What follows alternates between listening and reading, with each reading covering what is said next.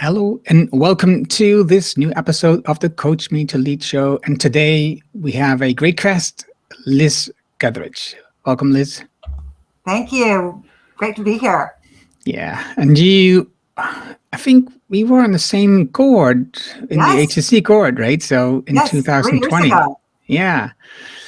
And it's I think that was interesting because in the sessions I always learned a lot from your contributions in the meetings that we had. So it was really great to get to know you there. But today we're going to talk a lot about resilience and leadership. And I've written down this quote that you said. Now I forgot what the quote was, but I'm going to look it up here. The more resilient version of your authentic self. That was somewhere in your LinkedIn profile. What do you mean with that? Your authentic self. Are there multiple versions of it? Well, I think sometimes we don't always bring our authentic self to situations. We do a lot of editing. And yet we know if you can be your true self, that you're following your values, your principles, who you believe in and all of that, you're going to be more congruent, coherent, and all those different things. And then to try to then make yourself resilient, which is, yes, resilience is a buzzword, but it's also in our world today with so much complexity and turbulence, the more resilient you can be to kind of ride the white waters, if you will, the better. And if you are a leader, why wouldn't you bring your authentic self? What kind of reasons do you see for people not bringing their authentic self? Well, from a standpoint of, I think today's, certainly in the States, I work globally, but most of my work is in the United States. And there's so much polarization. And sometimes people will self-edit rather than wear all the causes they support on their sleeves in order to avoid, getting into what they might feel as arguments, or a leader might feel hesitant about unduly influencing somebody. They may want to influence them around work issues, but they don't necessarily want to influence them to join some of their causes.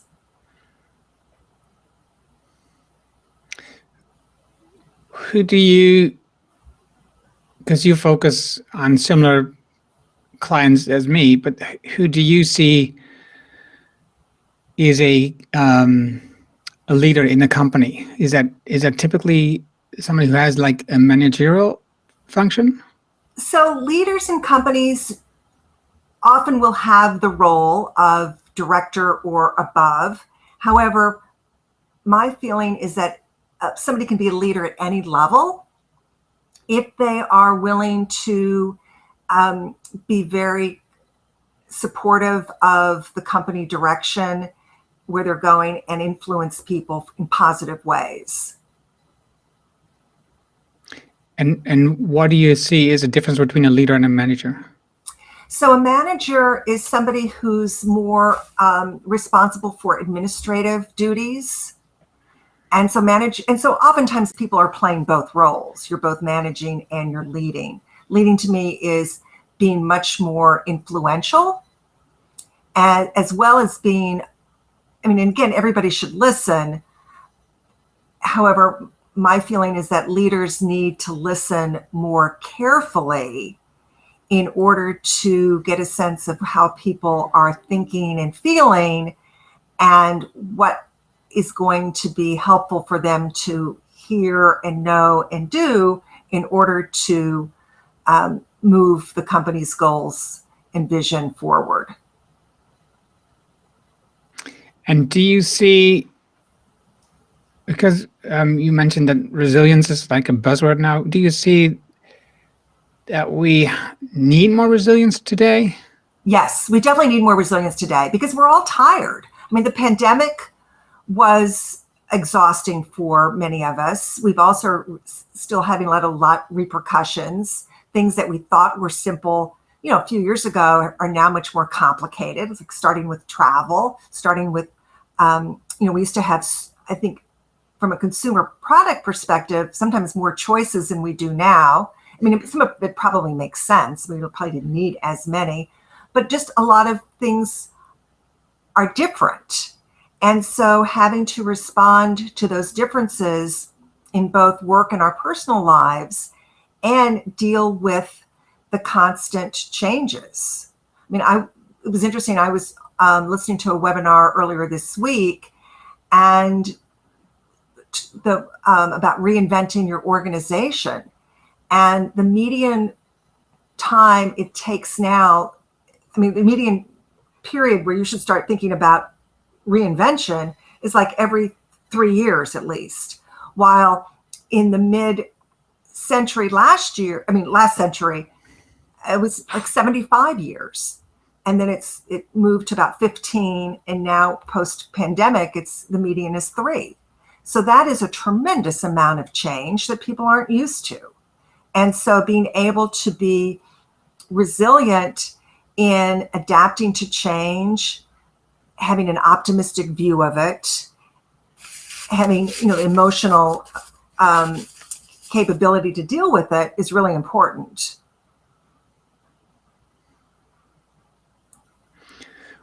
What are some of the topics when you talk about with these leaders about resilience, about building resilience? So a lot of the research, and I have a background in neuroscience, primarily applied neuroscience. And so and I like to be very research based. So one of the top things to be more resilient is to manage your emotions, so emotional regulation. And so that's important, and the way you can do that varies very much person by person. And it's helpful just to find the right thing for you to do. But basically, it's taking a pause before deciding how to react. And so sometimes you can ask, there's one question that I really like a lot, which is this idea, is this an emergency, or is this a tragedy, whatever word or other word really resonates with you? Or is this an inconvenience? Or is it a surprise or something like that? And that pause to get at that will help you figure out how to respond. Now, since I tend to sometimes overcomplicate things, I will say that it's not the world's greatest question for lots of other situations, because it's a binary choice. And oftentimes we will get into, either or situations. We won't be as fluid. But in something like this, to stop and say that, okay, here's how then I want to respond. Or sometimes people just count 1 to 10, or a deep breath will help a lot.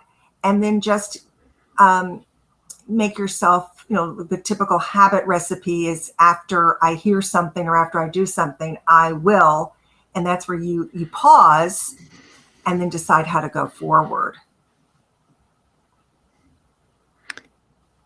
And that sounds like 2 things to me. One, it sounds like a habit that you can create, right? So that whenever the trigger is, that you can determine how you, or at least not determine, learn how you want to respond, and just make it like a habit so that it becomes your normal response.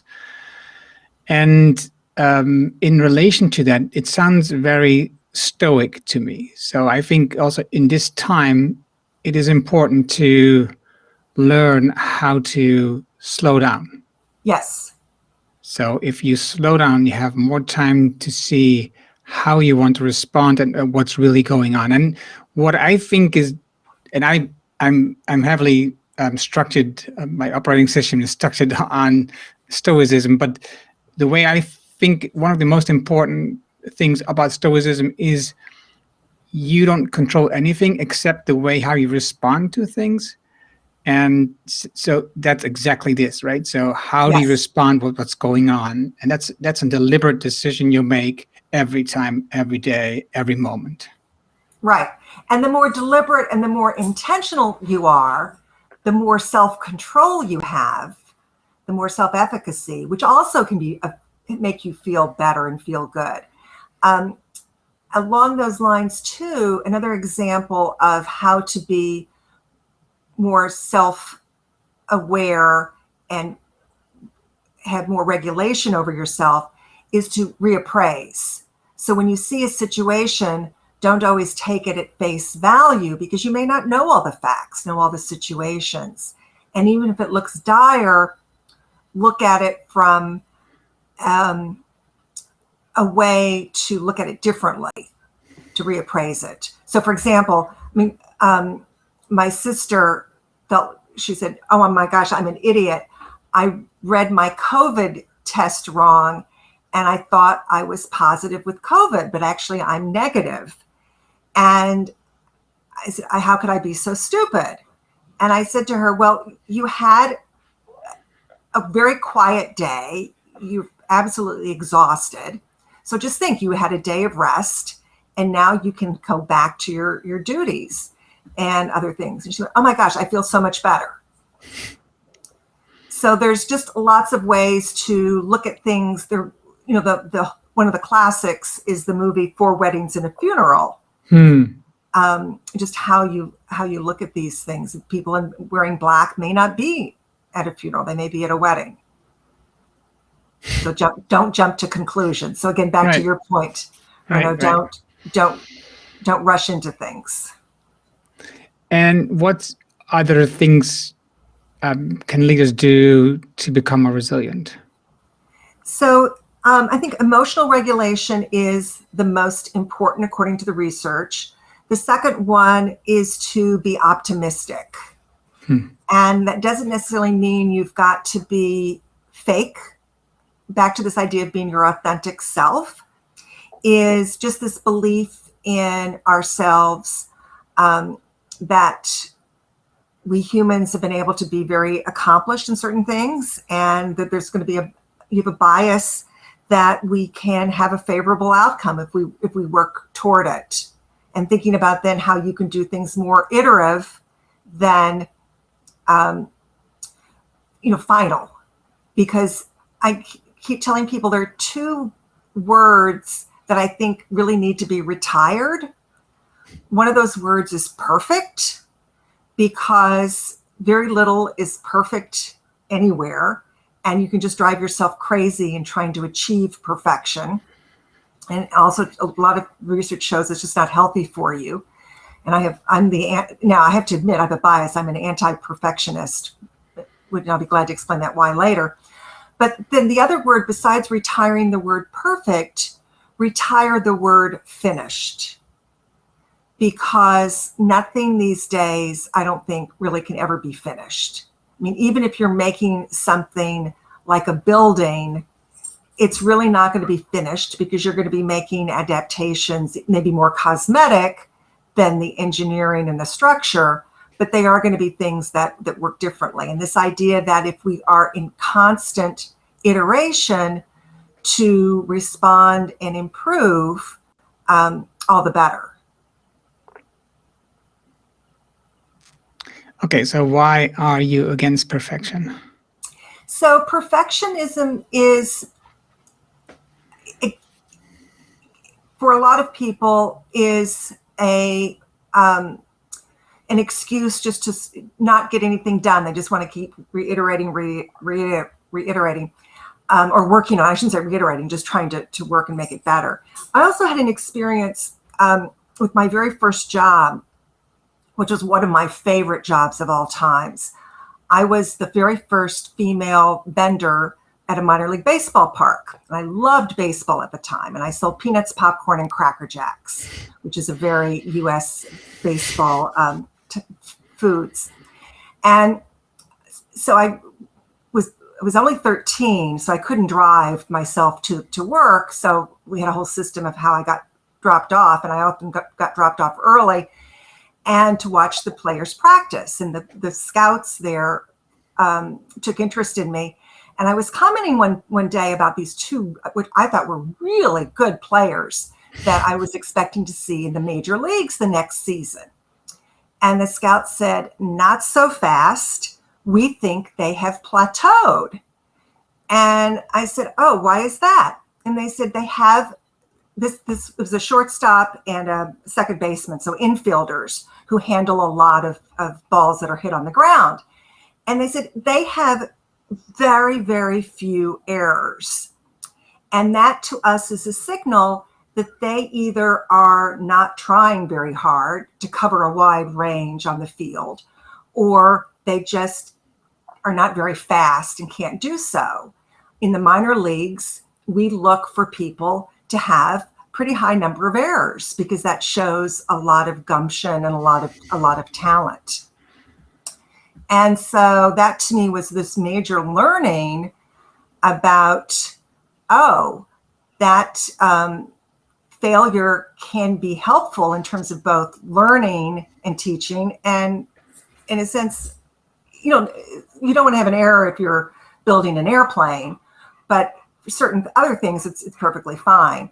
And then another experience I had just a few years later when I was still in high school, this idea that I was working on the school newspaper and we had deadlines to meet with our stories. And it was better to have a story in the paper because you made your deadline. And yes, if you had an error, you could make a retraction later. I mean, you didn't want an error, but if you could make a retraction rather than missing the deadline and not having a story in the paper. Mm-hmm. And then my other example is from, I lived very close to one of the best museums in the country for Native American art, so indigenous people. And the Navajos tribe believed that none of their blankets, for which they're very famous, should be perfect. And so they always drop a stitch, and they drop the stitch because they believe only the gods are perfect. So if you have a drop stitch, the gods are able to enter and exit the rugs. And that is why you do that. Do you see the same things in leaders? Do you see that some leaders you don't trust because they are too perfect? Well, I wouldn't say go that way, but I think that there's a lot I work with an organization that has a culture of wanting perfection. And as a result, they often get themselves hung up and they can't get things completed. And because they're always revisiting, is this what we're doing and all of that? And so this idea of getting something out there faster can be more helpful because then you can get in people's hands and discover if it's working or not. So again, it's back to, it really varies very much by situation because again, I come back to, if you're building an airplane, you owe it to the flying public for it to be perfectly safe. But if you're creating something else, you've got a little bit more latitude. Yeah, when you're building or flying the airplane, a checklist really helps, right? So that you have a checklist and do everything what's on the checklist. But if you're like innovating something or building a team, the checklist doesn't really help much.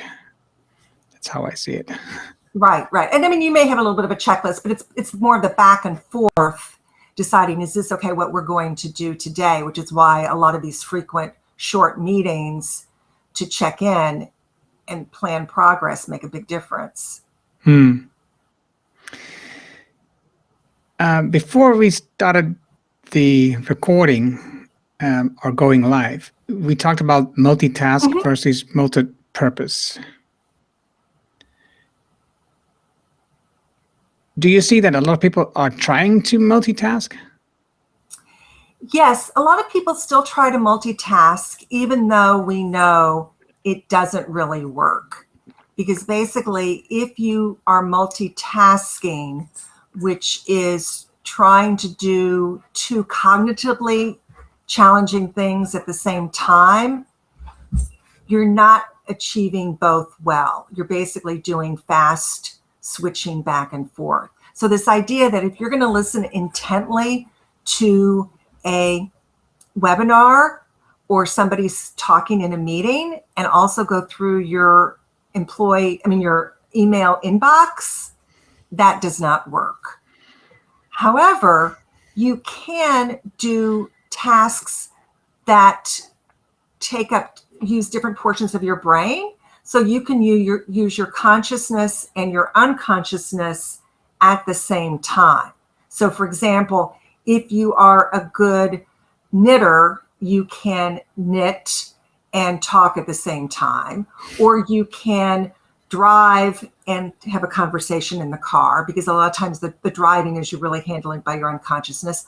Also, I think what a lot of people could do, especially when the weather is nice, is have walking meetings with one-on-one, because that's a way to multi-purpose quite nicely, because you're getting some movement. It may not be from an exercise perspective the best physical walk you could ever do, but instead you'd still be outside, breathing fresh air, walking around and having a conversation with somebody. And again, you're a little limited to 2 people, maybe 3, but nonetheless, a lot of people do have one-on-ones, and you may not want to talk about the most sensitive subject in the world, but still you can talk about some ideas and things like that.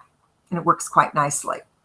Yeah. So that I call it multi-purposing. Right. And I just read about this research, a long-lasting research talking about extending your life by doing walking, and the number of steps. We have these famous 10,000 steps, but it really it could be just 3,000 steps. That's already lengthening your life. So yeah, of course, more is better, but still, if you just have a walking meeting, you're already working on the extension of your life, and of course of the life of the person, of your team member who you're walking with. So that's good. Yes. I think that's really great. Years ago, when I lived in California, Northern California, it was during one of the recessions, and a lot of people I knew were struggling with their jobs or had lost their jobs, whatever, and they wanted some career consultation and all of that. And so for a lot of them, I said, meet me at the dog park, and we will walk and talk, and then if need be, finish our conversation for coffee, whatever.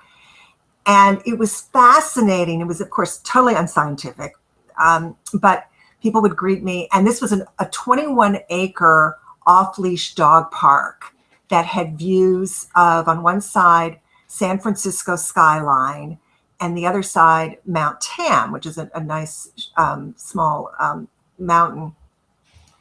And I could just see people visibly get more relaxed and smiling as they walked in this beautiful surrounding with all these dogs playing off leash. Yeah. Now you're mentioning dogs. In the background, I hear some noises, I think from your dog. Yes. Tell us a bit, because this is a special dog and you have a special function with your dog together. So tell us a bit about that, because I think it was really wonderful. Yes. So Marcel is now 7.5. And since he's been at the age of 2, he became a therapy dog. And so we work as a team. He's considered the therapist. I'm considered the Uber driver, as are all the other therapy dog teams. And actually, he is a great way for me to practice human-centered leadership, because when he only works 2 hours at a time, as do all the other dogs, because they just feel like they are so focused on what they're doing. And it's incredible in that 2-hour time period how much impact he can make on individuals. And he's just very, he's a Bernese Mountain Dog. So if anybody's familiar with that breed, they're big. He's 100 pounds, and they're very mellow. So nothing really much rattles them. And in fact, it's interesting because we visit a psychiatric ward in a hospital with children as well as adults and addicts. And the children often expect a dog to be much more bouncy and all of that. And Marcel is just very, very mellow. And I've started talking to the kids about how he's the energy he thinks you need. And as they pet him, they really start to relax. I mean, again, I can visibly notice it. And people will, and there's just the smiles we often get as we're walking down the hallways and see people stop and pet him. It's just that really tension goes away, and they are realizing that we're in the moment with them, and which is really important for leaders to be in the moment. I mean, leaders have a big role to think prospectively, and I mean, certainly dogs are not doing that. Dogs are living in the moment. Nonetheless, it can make a big difference in people's lives. And you have your dog now for almost 5 years, or even a bit more than 5 years. So why did you decide to do this? Because you have your practice, your company, you do all these coaching with famous schools and companies. Why did you decide to add this to your work? Okay, so Marcel is my third Bernese Mountain Dog, my third dog as an adult. And when I was living in California years ago, one of my former colleagues from a consulting firm, she and a friend had started a regional dog therapy program. And so she convinced me to join it. And my first dog he was okay at therapy work. Marcel is by far better, although I like to think some of it is my influence too, because I'm getting better at it. But nonetheless, I recently heard about a study about how giving back time gives you time. That was done a number of years ago. And we're always thinking that we have a time famine. But if we do things that we feel are meaningful for others, it can have a very restorative effect on us. So, for example, Marcel being a Bernese Mountain Dog, it's a working breed, so they like something to do. So this he finds interesting, and I live in South Carolina, and it's hot, and in the summers especially, this work is wonderful for him because he gets to be in air conditioning, and he gets a lot of physical stimulation walking the halls as well as mental stimulation. And then this ability to see so many people smile in a 2-hour period, and to hear them say to us, oh my gosh, this is the best thing that's happened to me all day, all week, all month. To hear people say to me, oh, if I could see him every single day, I would give up some of my salary. I mean, I've heard that more than I can remember. So this idea that, and so I always come out of these sessions with him really feeling re-energized. And it's so that I haven't read the study yet, but this idea about giving back time gives you time in a sense, I think makes a lot of sense. I plan to read it. Yeah. Gwen says, love the connection you're making between therapy, animal work, and leadership. So that's nice. You coach women and men leaders. Do you see a difference on habits that they have in their leadership role? That's a good question, Erno. I wouldn't necessarily say habits they have, but I will say that there's more of often a difference in a couple of areas. There's a big difference in how they perceive power. And that's been now proven. There's a new book out, The Power Code, by the two women who wrote the book, The Confidence Code. And that women researchers are now looking at power that's happened in the past 5 years. And the results are fascinating in that women tend to define power as power to or power with. Men tend to define power as power over. Now, this is probably changing over time, especially as younger people get in the workforce who've had mothers who work and all of that. But still, so that distinction. The other thing is men tend to be much more competitive about power. So it's can be a zero-sum game. So if I win, you lose, vice versa, rather than we can share it. So that's a big difference. Also, the fact that even in heterosexual relationships, when the man and the woman share the responsibility for cooking and cleaning and taking care of the children, research is showing that women tend to carry the cognitive load for all the planning. So, for example, if there's a new baby in the house, the woman tends to have the role of investigating daycare support rather, and figuring out, okay, what's going to be the best solution, deciding which provider to go with, getting the father to agree, and then making all the plans. And this is a pretty significant load. And so the research, the authors of the book, I thought was interesting, saying that women with especially small children, maybe up through high school, when kids need a lot of support, may have more challenges from a power dynamic perspective with their husbands than with their bosses at work.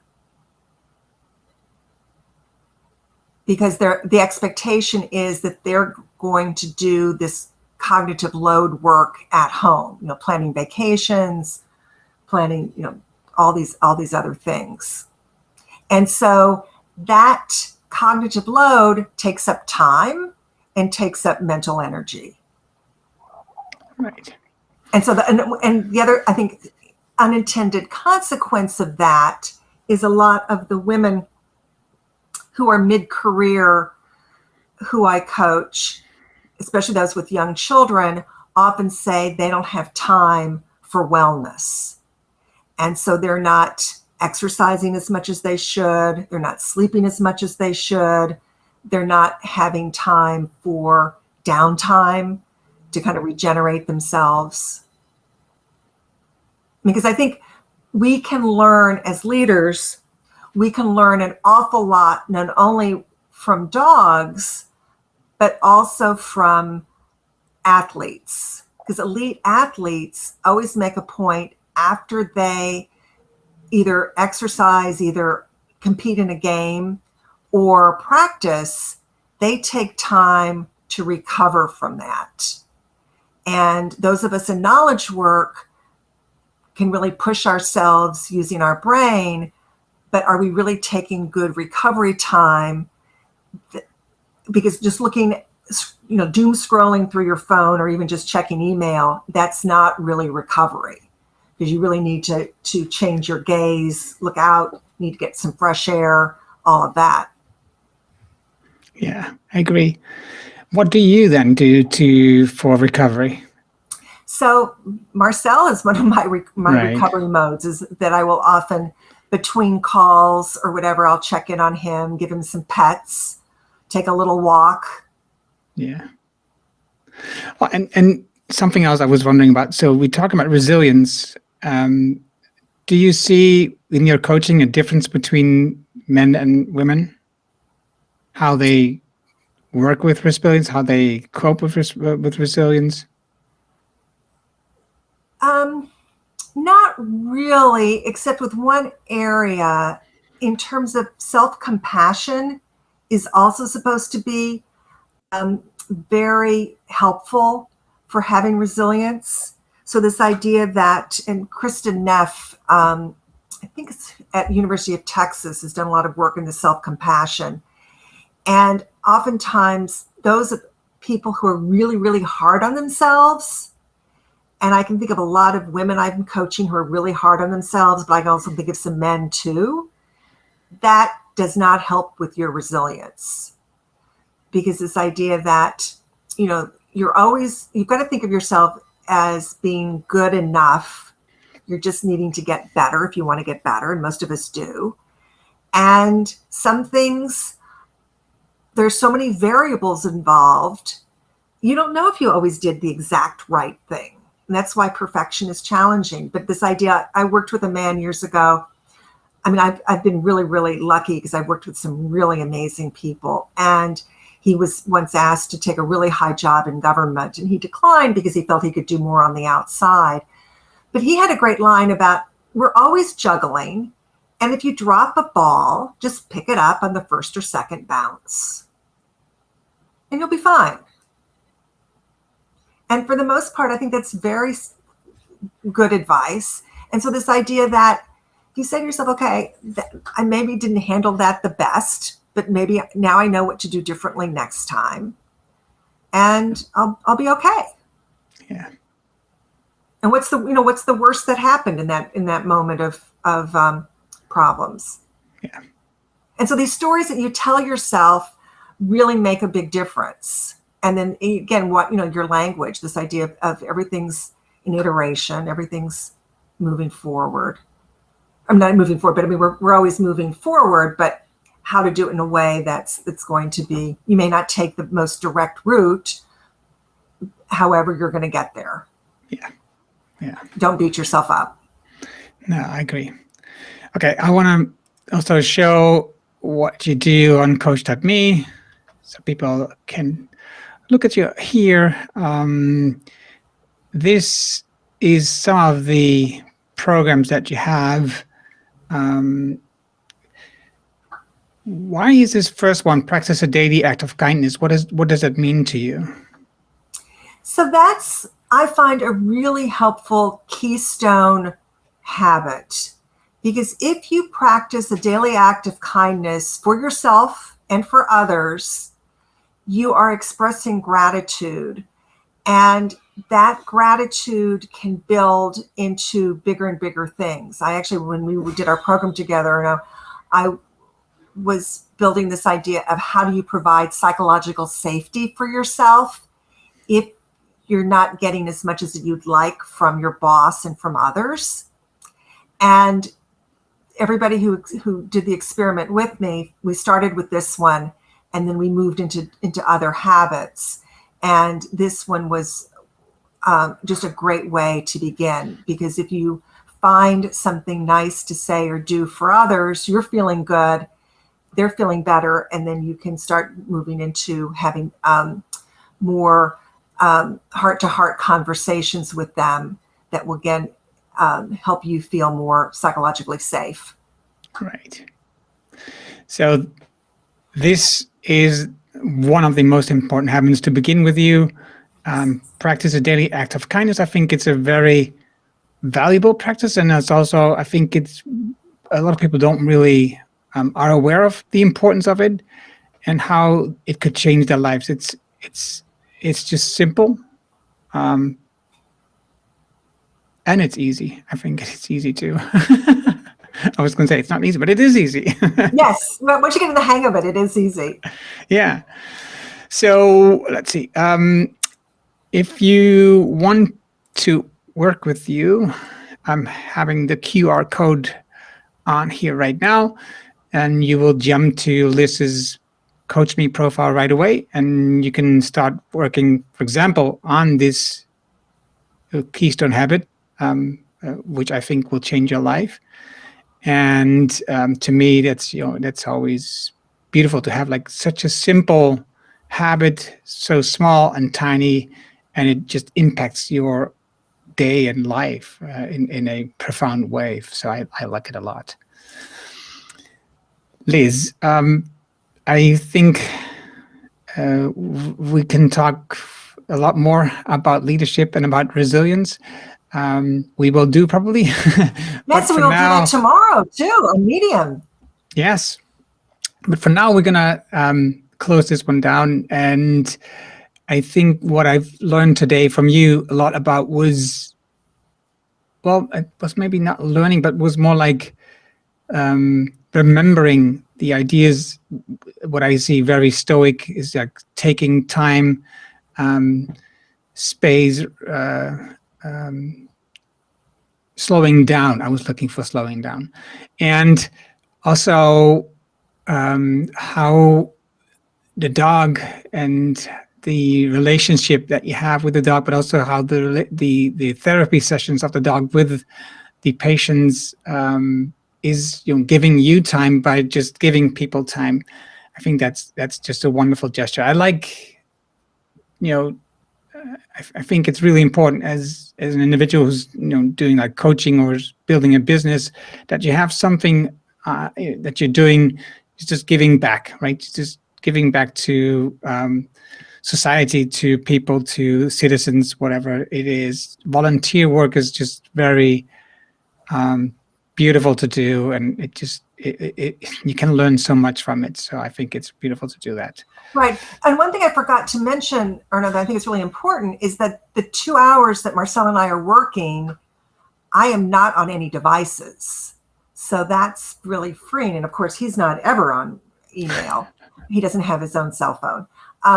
And so and when you're off of your device and having more quiet time, you're able to get more insights yourself and just rejuvenate. Yeah, just wonderful. Good addition.